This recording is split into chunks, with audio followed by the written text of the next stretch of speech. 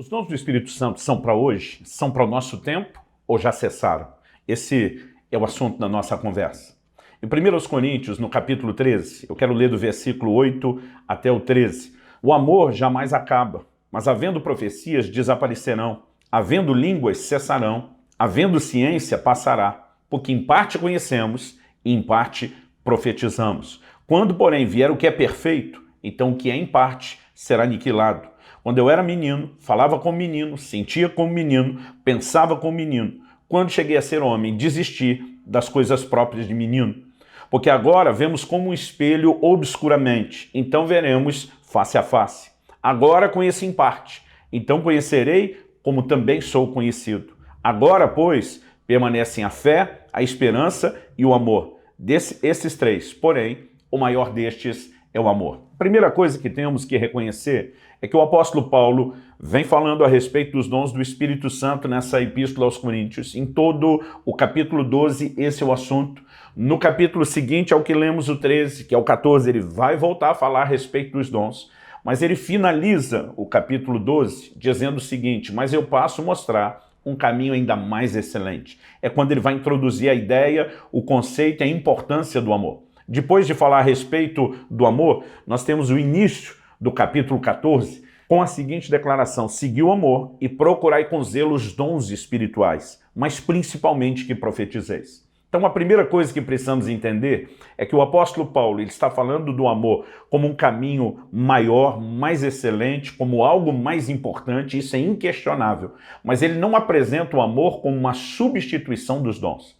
Ele mostra justamente que a operação dos dons deveria acontecer num ambiente de amor. Aliás, no início do capítulo 13, ele diz: ainda que eu fale as línguas dos homens e dos anjos, uma clara referência ao falar em línguas que é mencionado antes e depois. Ele diz: se não tiver amor, serei como bronze que soa ou como símbolo que retine.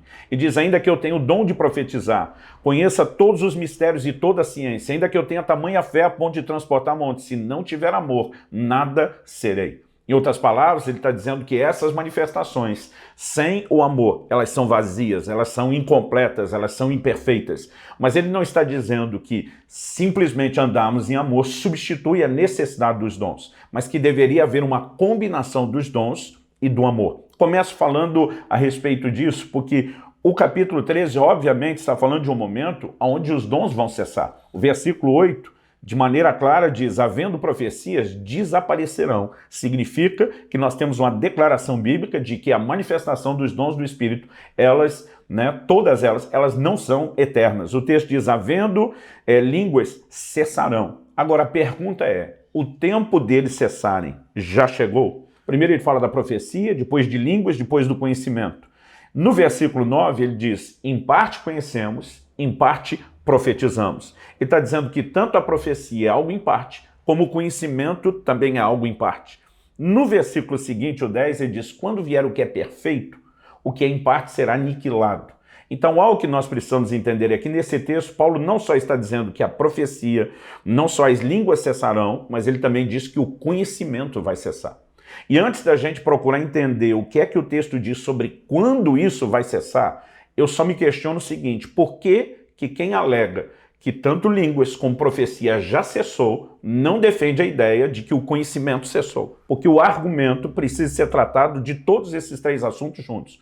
Ou línguas, profecia e conhecimento junto já cessaram, ou nenhum dos três cessaram. O que a gente não pode é simplesmente decidir que dois deles cessaram e o outro deles a gente decide que ele fica. Porque normalmente quem defende o cessacionismo dos dons defende o conhecimento como algo atual e que continua. Então nós não podemos olhar para esse texto e simplesmente separar uma parte, gerar uma aplicação e uma interpretação para um argumento e simplesmente para o outro a gente decidir fazer algo diferente. Ou todos eles cessaram, ou nenhum deles ainda cessou. Então a discussão agora deveria ser a seguinte: o apóstolo Paulo está dizendo que tanto conhecimento como profecia é algo em parte. Quando vier o que é perfeito, o que é em parte será aniquilado. Então ele não apenas mostra que os dons, junto com o conhecimento, um dia cessarão, mas ele diz quando vai cessar, quando vier o que é perfeito. Agora a pergunta é: o que é perfeito já veio?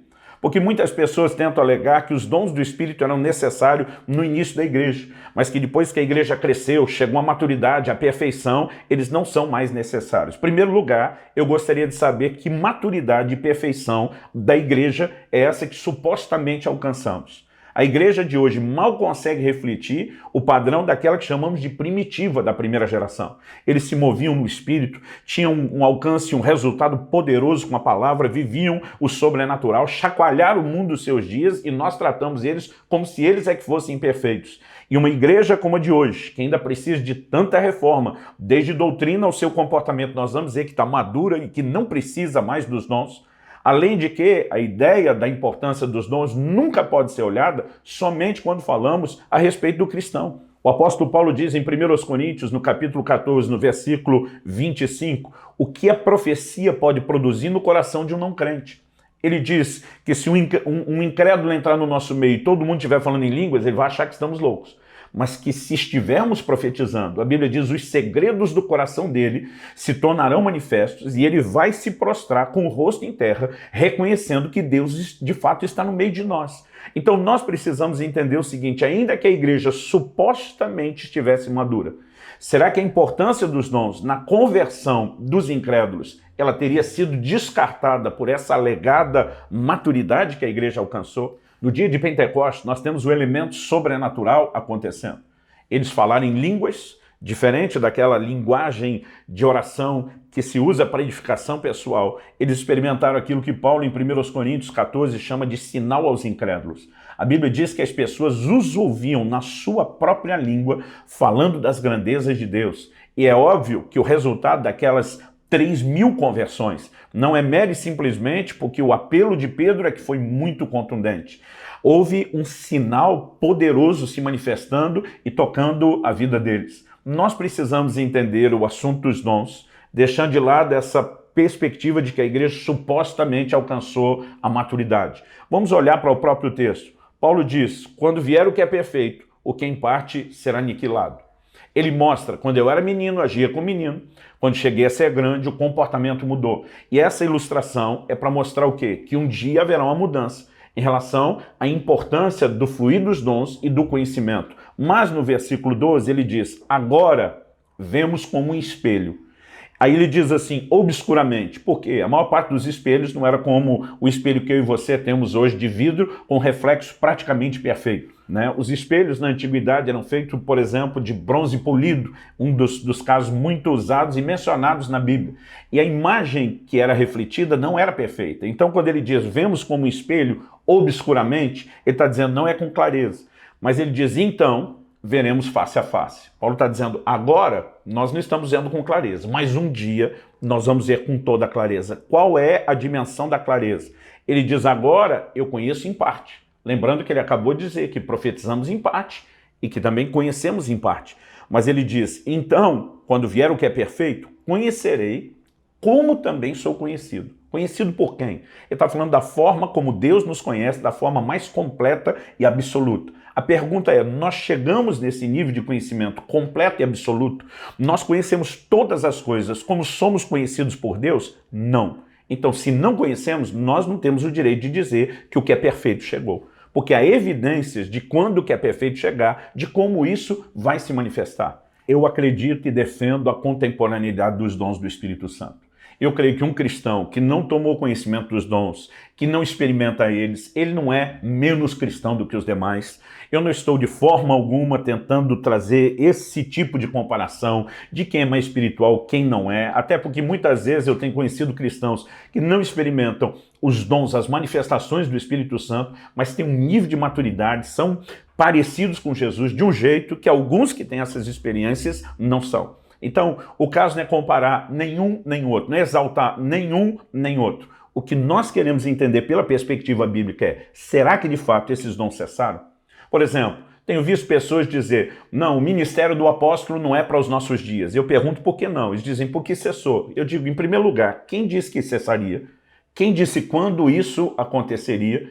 A Bíblia diz em Efésios, no capítulo 4 e no versículo 11, a respeito de 5 dons da graça, ou 5 dons ministeriais.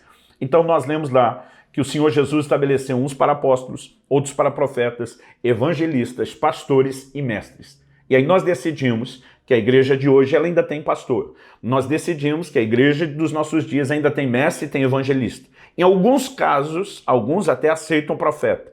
Em muitos, isso já não é aceito. Mas nós descartamos o ministério do apóstolo. Todos eles foram dados juntos para cumprir um mesmo propósito. E a pergunta é, nós vamos então decidir qual desses dons cessou e qual continua? Ou será que essa conclusão está sendo tomada mera e simplesmente para justificar a ausência de algo que nós deixamos de buscar ou que deixamos de manifestar? O próprio texto que fala do Senhor dando esses dons, fala do prazo de validade. Depois de falar dos 5 dons, o versículo 12 de Efésios 4 fala do propósito, com vistas ao aperfeiçoamento dos santos, para o desempenho do seu serviço, ou dependendo da versão, para a obra do seu ministério, né, para a edificação do corpo de Cristo. Então o versículo 3 diz, até que todos cheguemos à unidade da fé e do pleno conhecimento do Filho de Deus, a perfeita varonilidade, à medida da estatura da plenitude de Cristo. Esse até que indica o prazo de validade. Então eu pergunto, já chegamos à estatura do varão perfeito, a perfeita maturidade, né? Já chegamos a esse lugar? A resposta óbvia é não. Então, se não chegamos, o prazo de validade ainda não cessou. Aí alguns tentam acreditar que haviam única e exclusivamente 12 apóstolos, os 12 apóstolos do Cordeiro. Essa conta não bate. As pessoas, para tentar justificar o fato de que Paulo é chamado de apóstolo, tentam dizer que a escolha de Matias não foi dirigida pelo Espírito Santo, para justificar, então, o aparecimento de um outro que não seria dos 12. Mas essa conta vai dar furo de qualquer forma, porque Paulo não é o único mencionado como apóstolo no Novo Testamento. Paulo e Barnabé são chamados assim, em Romanos 16, Andrônico e Júnias, e a menção de outros. Então nós precisamos entender, em primeiro lugar, nenhum lugar a Bíblia diz que seriam só 12 apóstolos. Assim como pastores, evangelistas, profetas, mestres foram dados de forma indistinta em termos de número ao corpo de Cristo, os apóstolos também. Eu não consigo olhar para a Escritura e simplesmente tentar advogar a ideia de que isso cessou.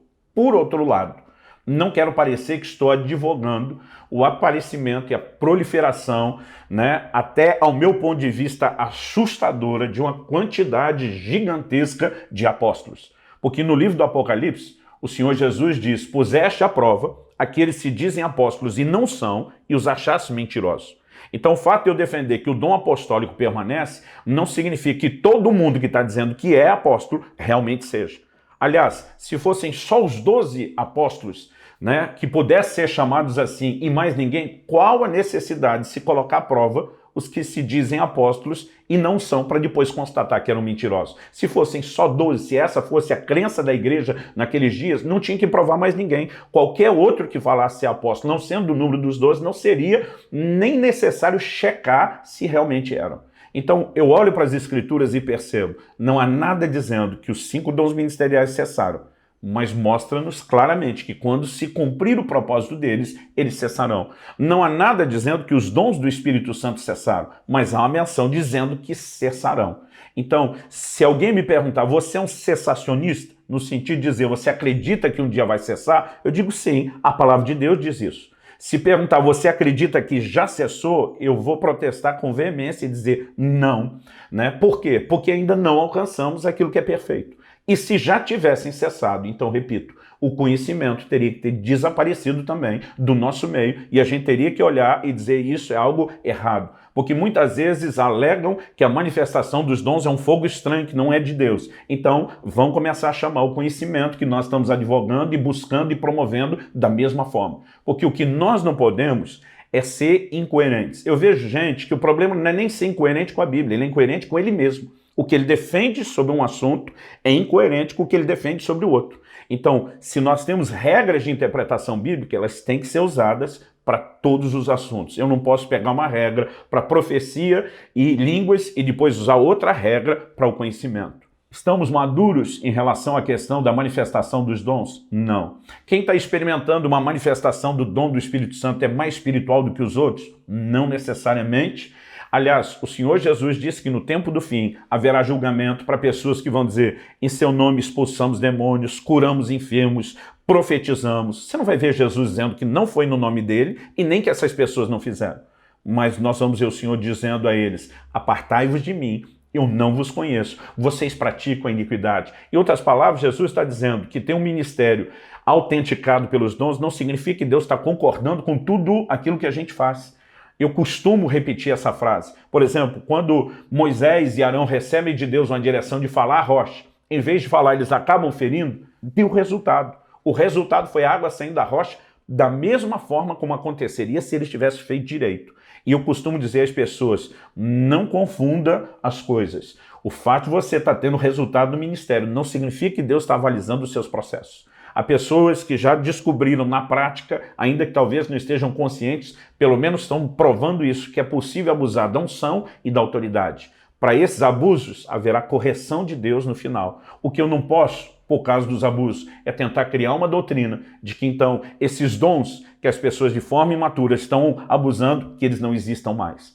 Há subsídio bíblico e na experiência para que a gente acredite que é possível fluir nos dons do Espírito de maneira madura, produzir impacto e edificação na igreja, produzir impacto na vida dos incrédulos e com tudo isso glorificarmos a Deus. Então que o Senhor nos ajude a ter o entendimento correto e a prosseguirmos buscando aquilo que é o melhor para o corpo de Cristo. E você, que tem recebido uma palavra como essa e acredita que os dons realmente são para hoje, use isso apenas como uma convicção para fortalecer o seu serviço e a sua edificação a outros. Por favor, não promova esse vídeo para quem pensa diferente, mera e simplesmente para trazer discórdia. Não é o propósito pelo qual eu estou gravando esse vídeo, não é aquilo que eu espero que quem deseja crescer nos dons faça. Porque Paulo está dizendo, não adianta você ter dom e não ter amor. E quando você simplesmente usa qualquer assunto dos dons só para promover uma discussão, só para causar, nós estamos provando que o mais importante, que é o amor, já ficou de lado. Eu tenho relacionamento próximo com pessoas que não vivem a manifestação dos dons. Eu tenho relacionamento próximo com pessoas que não acreditam que são para hoje. E eu não preciso sequer ficar discutindo o assunto com eles. Nós somos irmãos em Cristo e nós podemos seguir juntos fazendo a obra de Deus. Gosto muito de uma frase que os morávios usavam muito e que John Wesley passou a citar. Nas coisas essenciais, unidade ou concordância. Nas coisas secundárias, tolerância. E em tudo, o amor.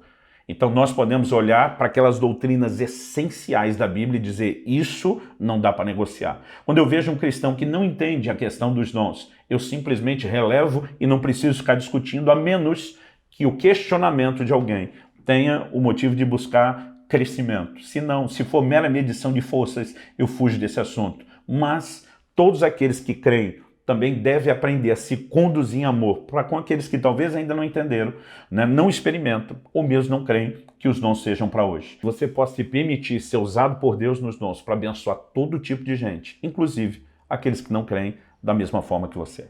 Deus te abençoe.